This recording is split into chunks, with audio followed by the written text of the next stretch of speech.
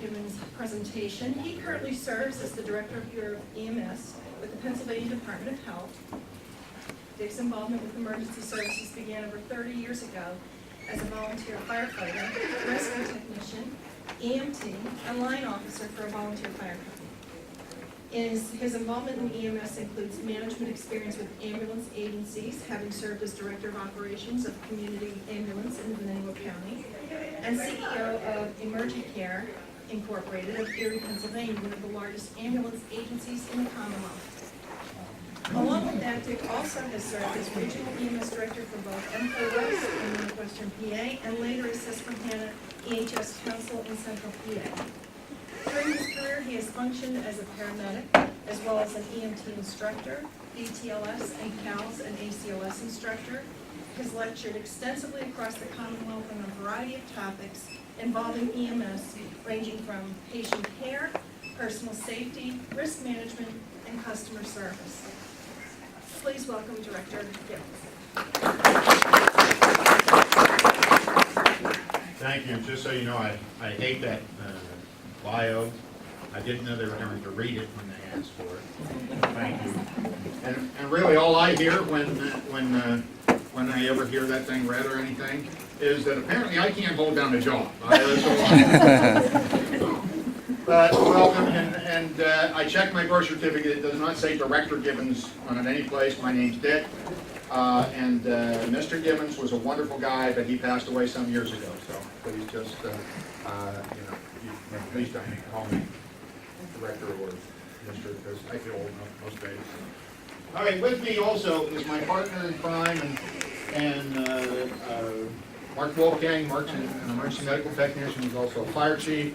Has a ton of experience in EMS and fire grounds.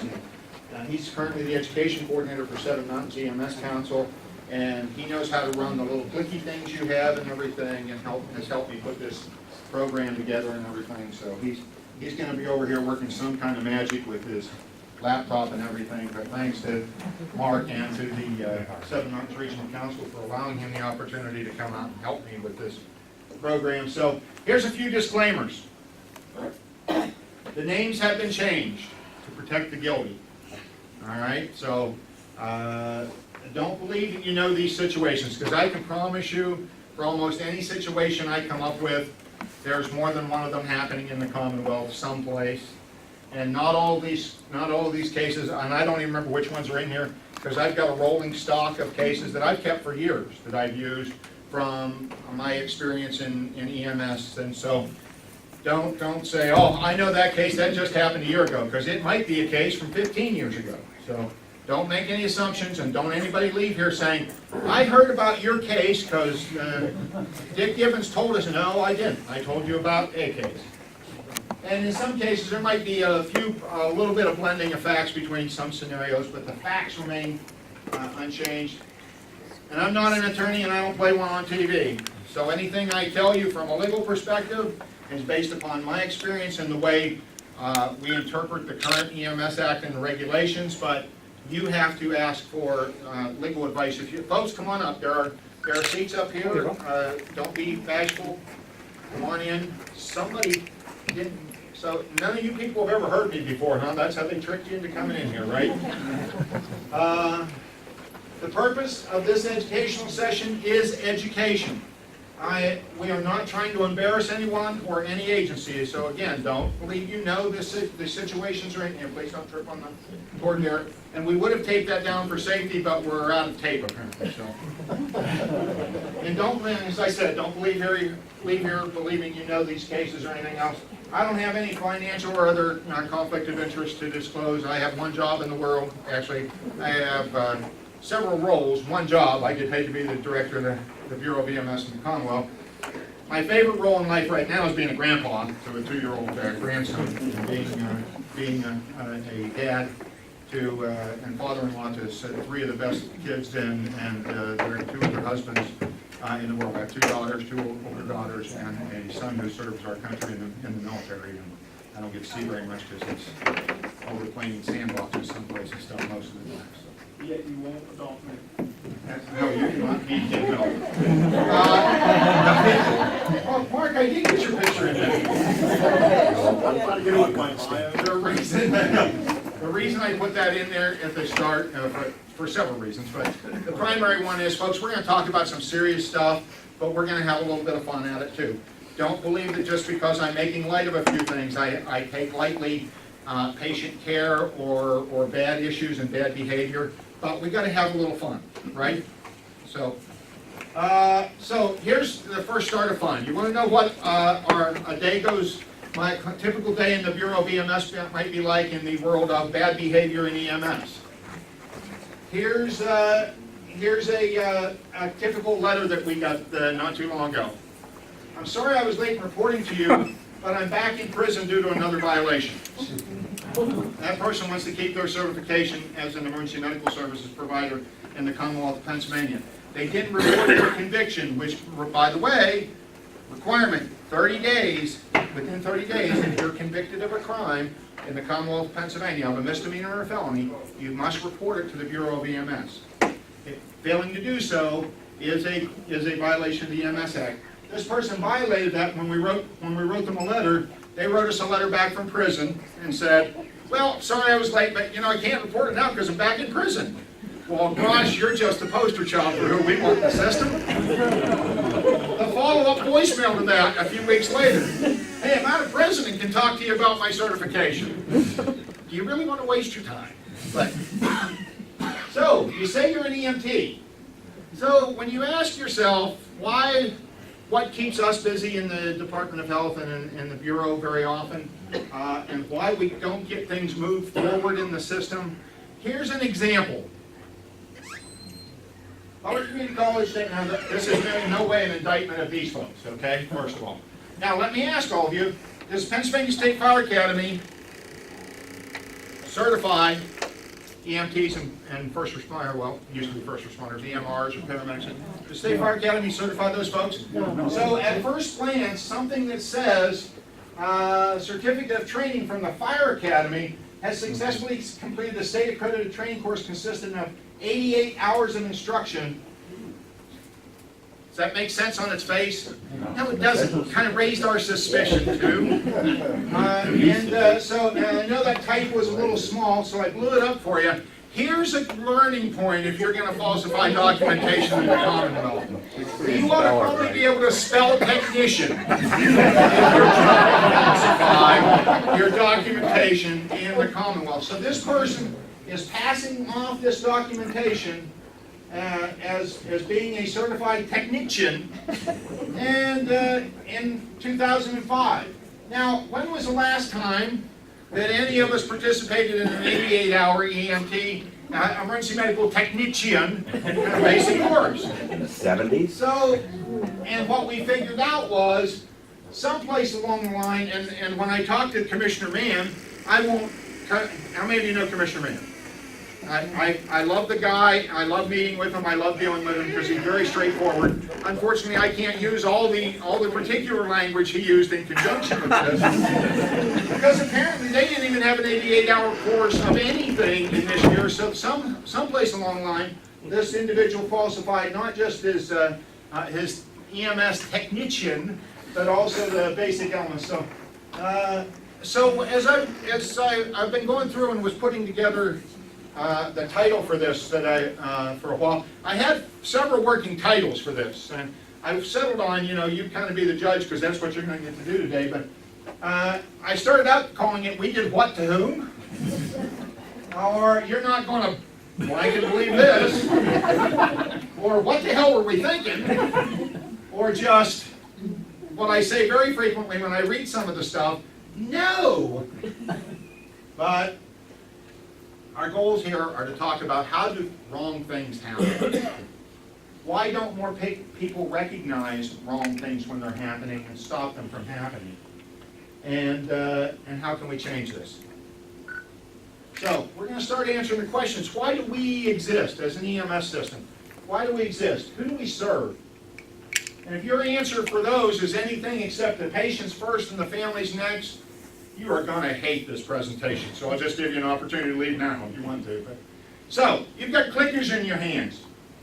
And not all of you have them, and we only have 30 of them, so for those of you that have them, this is an interactive work group, anonymous interactive work group. I won't be able to tell who voted how or anything else, but to get it started, what I would like you to do is, if you all see this little button down here in the corner, when Mark hits that and it turns to a timer, vote on your clicker. Push a 1 if you're an ambulance attendant, 2 if you're an EMR, 3 if you're an EMT, 4 if you're a paramedic, and 5 if you're another level of ALS provider. When you vote, most of these are only, you get just 1 vote. So if you hit it once and then change your mind before the timer goes off, you can hit it again once the green light goes off. There's a little green light on the clicker. It'll glow green when you vote. When it goes off, you can change your vote. Or there are a few that you can vote for more than one thing. Just make sure the green light goes off if you vote for 1, 3, and 5. Make sure the green light goes off between them. Okay? So, Mr. Wolfgang is going to hit that button. When it starts timing, please vote and tell us what your level of certification is. Everybody right? Are you sure?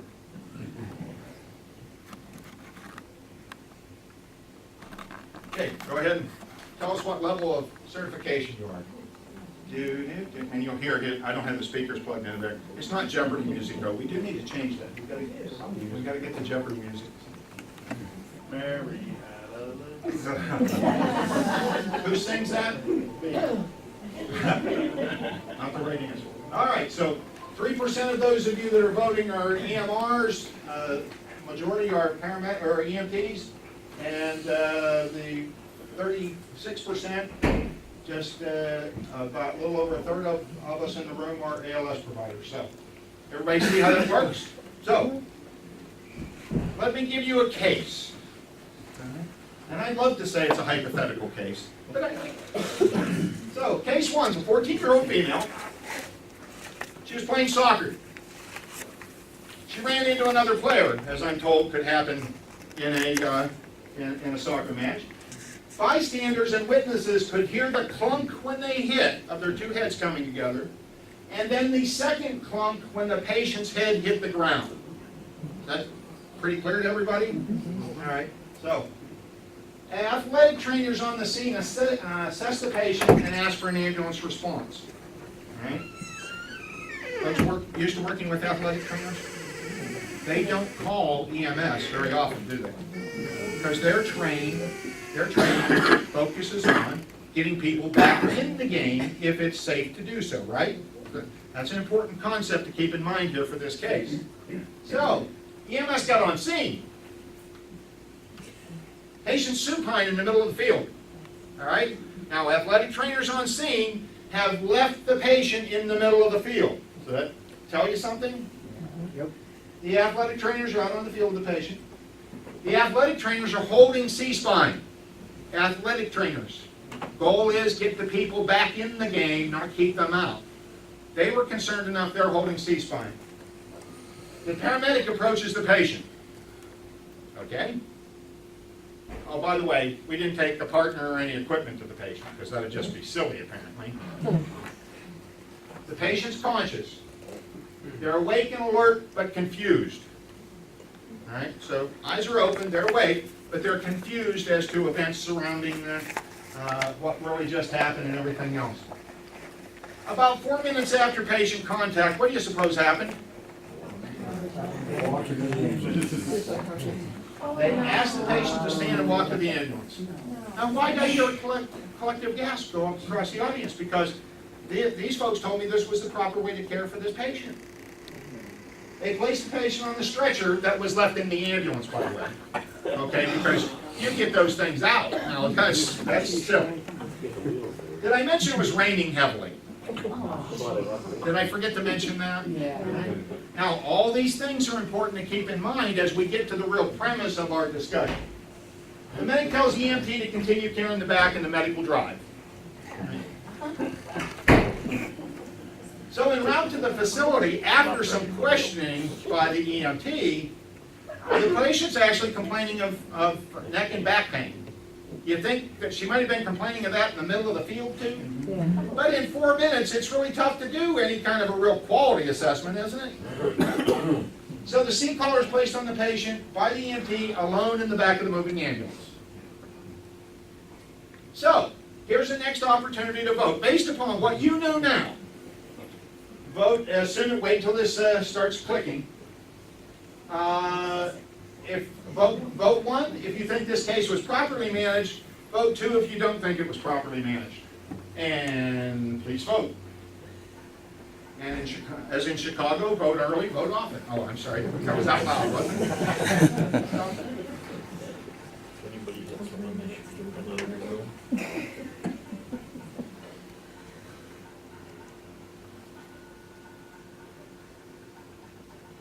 All right, so 70% think it was properly managed. I don't know if you're just messing with me. We can talk offline later. So, again, another voting one. Locking the patient fits the protocol. Or fit protocol at the time. Go ahead and hit the voting button. 1 for yes, 2 for no, and 3 if you're unsure.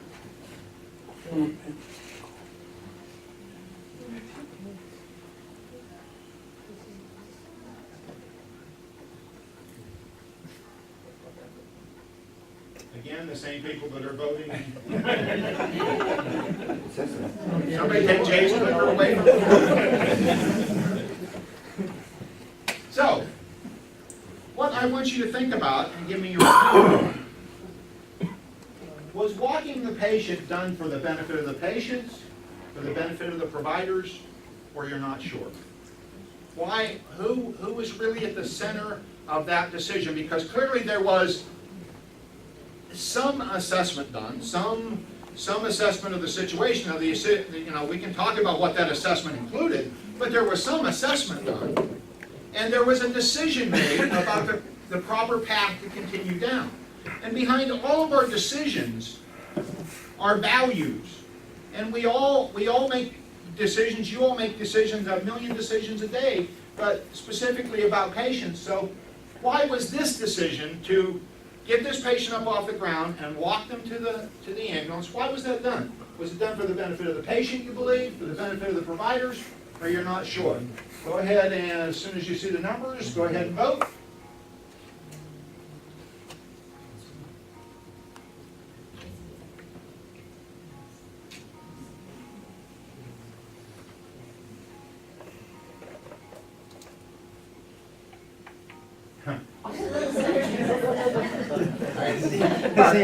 Who owns that clicker? I want it taken away.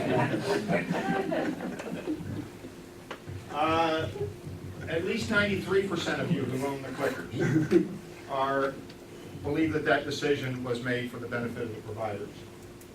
Now, and we'll talk a little bit more about that in a few minutes, but how many of you believe the medic should have continued care with this patient? Go ahead and hit the button and vote. Should the medic have continued the care with this patient?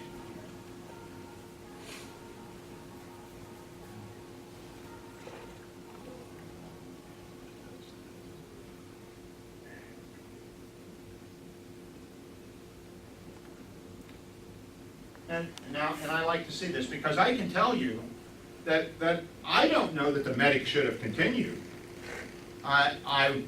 Since the medic chose to make initial patient contact, and there was a condensed time frame here, I think that would have been reasonable, but I will tell you, I probably wouldn't have had any real heartburn.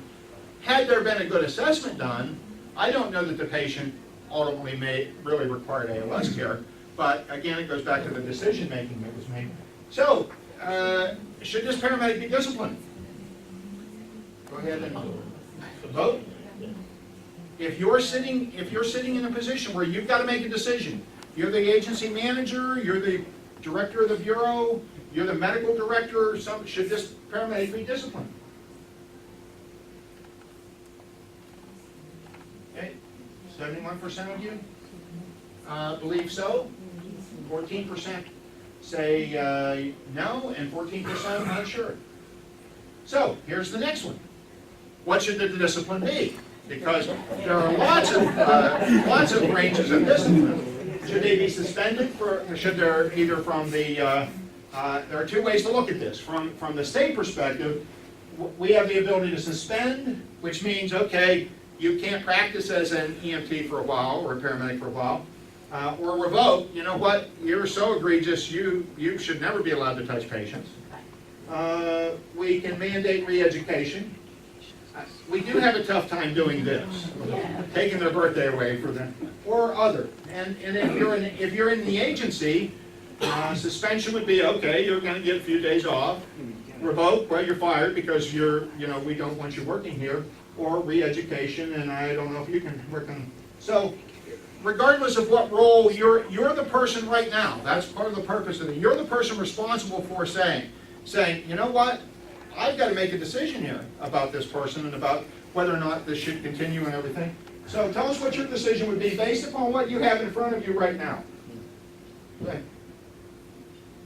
And you can only vote for one of these as well.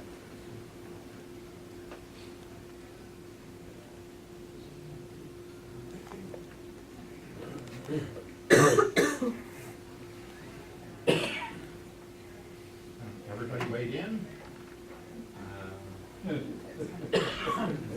You know what? When I first looked at this, I thought it was down here. Now, I will tell you, y'all got me because I expected at least one person. I will tell you, if Mark had the clicker, there'd be one take your birthday away. So, 83% of you believe that there should be re-education done, and I will tell you that based upon this, I don't necessarily disagree with that. But. So should the EMT be disciplined? Because they went out as a team, right? Should the EMT be disciplined? Go ahead and vote.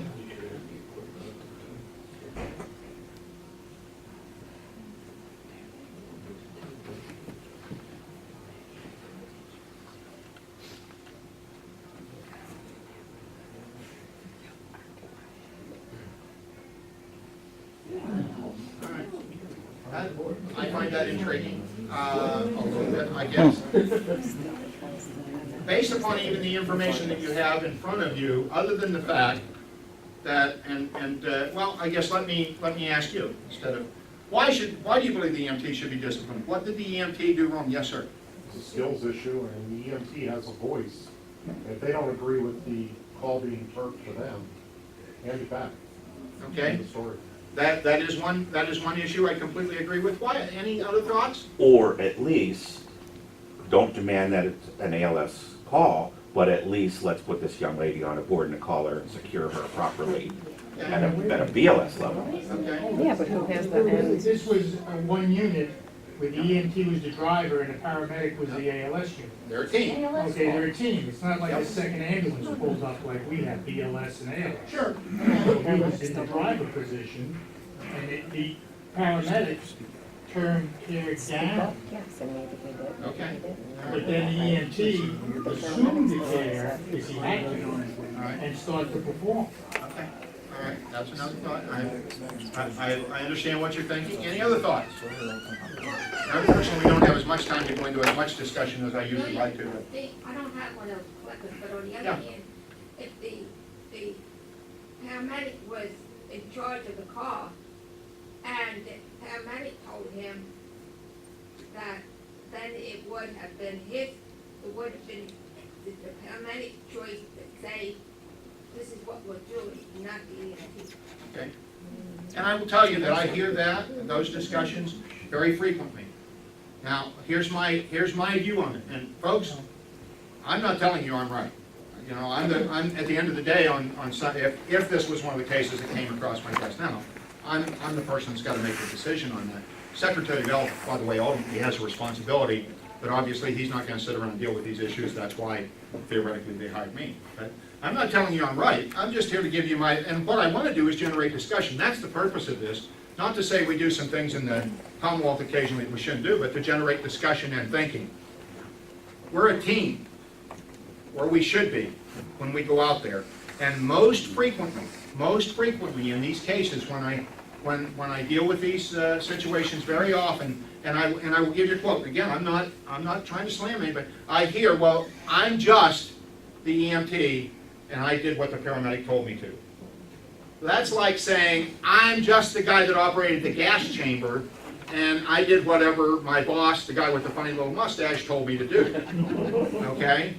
That we're a team, and I understand completely that not every agency works like that. That's the purpose of one of the purposes behind this program, is if you don't have an agency, and you're not operating an agency in a system where the EMT feels comfortable to turn around and say, if Mark and I are working together, and I know Mark would feel comfortable enough, but if Mark didn't feel comfortable enough in our system to turn around and say, Dick, not only, I think the system failed and the EMT failed here by not going with the paramedic out to the field with equipment to assess and care for the patient. All right? Because we're making an assumption, if we walk clear out to the middle of the field without equipment or anything else, that we're not taking care of the patient out there. Why the hell put them in an ambulance then? Why call us if you're not going to take care of the patient? That's kind of what we do. It's in the job description. So that failed. Now, was it the EMT's fault alone? No. And I will tell you that you got to look at the whole system. But if you don't have a system where your EMTs, there is no such thing, ladies and gentlemen, as just an EMT in my world. Do not ever let anybody tell you that or treat you like that. And frankly, if you work in a system like that, go find a system that doesn't treat you like that. Because I will tell you, in my world, in my opinion, that's crap. Pure and simple. We're all partners. Yes, as a paramedic, I attended a little bit more education, and I can do a few things, well, not anymore. Don't anybody think that I'm dumb enough to treat patients anymore. Because we don't want me treating patients. I haven't treated patients for a while, and clinically, I'm not the clinical expert on things. That's not my, but if you don't feel comfortable and your system doesn't give you a voice in what you're doing on equal footing, I'm not talking about, as an EMT, you're arguing about whether or not we're going to push epi or morphine or whatever. But if you're providing basic life support care and you don't have a voice in that, then I will tell you, as far as I'm concerned, you're accountable and your agency will be accountable for those decisions as well. So, no, we won't vote on this because just to move on here. So we've talked a little bit about this. Who has responsibility for the patient? Well, ultimately, whoever is going to provide primary care, but it's not just based upon whether or not it's an ALS or a BLS call or a patient or anything else. We're teams. We all have responsibility for the patient. We all have to have a voice in that. I got ahead of myself in the slides. There's no such thing as I'm just an EMT or I'm just an EMR or I'm just a paramedic. None of you are just anything except outstanding healthcare providers who have some of the, and for those of you that have heard Marty talk before this and heard me before, you have some of the most awesome responsibility in our healthcare system. There is no such thing. Do not ever say, I'm just anything in this system, because it just isn't true. So, why do you suppose the EMT, now the EMT clearly figured out that there was something wrong about this, right? Because the EMT put a collar on the patient, actually did an assessment and everything else. Why do you suppose the EMT didn't report this to his or her agency? Yeah, you've all heard it. Well, I got to work with this partner. I'm not going to read more. Or, I'm just the EMT. I'm not going to. So, ask yourself what kind of a system you have. For those of you that, you all have the ability to change the culture in your organization. It's just a matter of the speed of the change. And you know how I found out about this call? The medical director was sitting in the stands and witnessed this. Kind of a credible witness. You never know who's watching. That's right. You never know who's watching, folks. Not that that should be the reason that we make decisions. And again, back to the point, and you're all familiar with the protocols. These are changing. For those of you that haven't heard Dr. Cooper speak, if you have not read and truly understand your current spinal mobilization protocol, please go home and read it tonight. Now, I know you're going to be at the Halloween party and you're not going to read it tonight. Next week, when you sober up and go back to work, read the spinal mobilization protocol, because we have the ability, and have had for about 5 years now, to not backboard a lot of people. And I was at the state conference here a couple months ago, and a physician, not Dr. Kupas, was lecturing about all these wonderful new guidelines and all these people that we don't have to put on backboards, and my tongue bled, because I was biting it a little bit. And then at the end of the session, I said, how many of you have read the current BLS protocols for spinal mobilization? Frankly, every hand in the room went up. I said, you've had that exact criteria in your statewide BLS protocols for at least 5 years. So now we're going to be strengthening the language a little bit. At the end of the day, folks, as we move forward, we're not going to be backboarding as many people. We've got science that says that backboarding probably does more harm than it does good, frankly, at the end of the day, in certain situations. Now, do not hear that as we're not backboarding anybody, because there's specific criteria.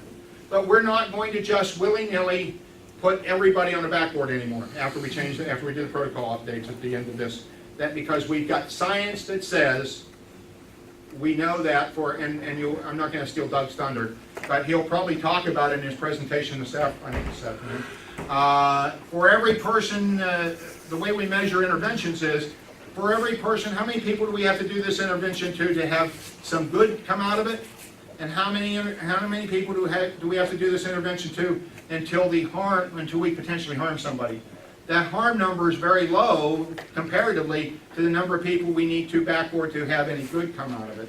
And so that's why we're nationally we're changing the practice of just boarding everybody just because they fell or just because there was a mechanism. So.